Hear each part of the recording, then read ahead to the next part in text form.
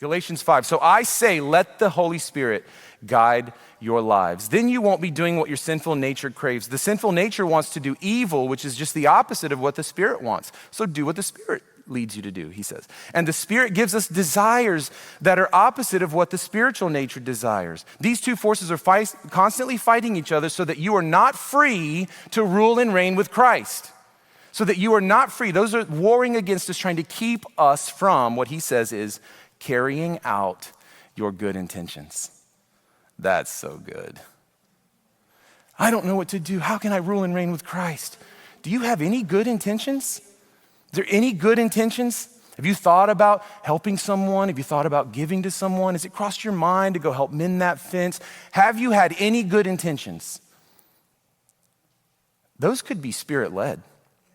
And that could be a way of you extending the rule and reign of Christ, the blessing over others, by just making good on those good intentions. That is so simple. It's so good.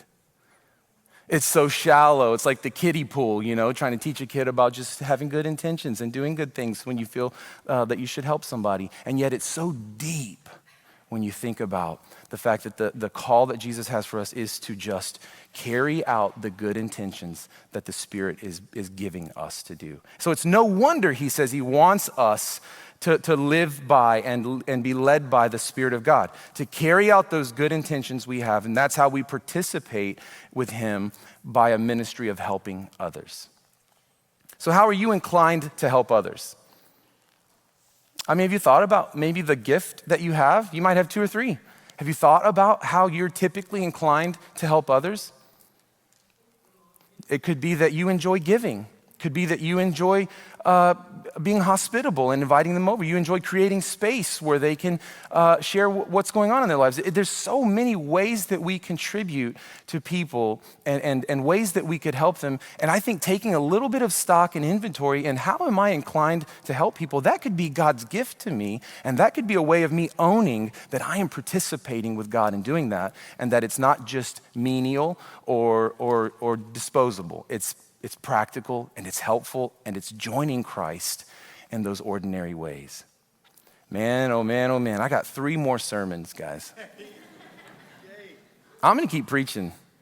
I'm just going to keep doing it. All right. So there's something else that we do too. There's things that he's doing. He's giving, equipping. We have no reason not to just go out and bless the world. That's what he wanted with Abraham. Go be a blessing. I'm blessing you so that you can be a blessing. And we go, oh, you're blessing me so that I can get a boat and a couple of jet skis and, a couple of 2-week vacations. And he does want us to enjoy the things he gives us. So I'm not like knocking that. I'm just saying, guys, that's a life filled with dreams that just aren't big enough.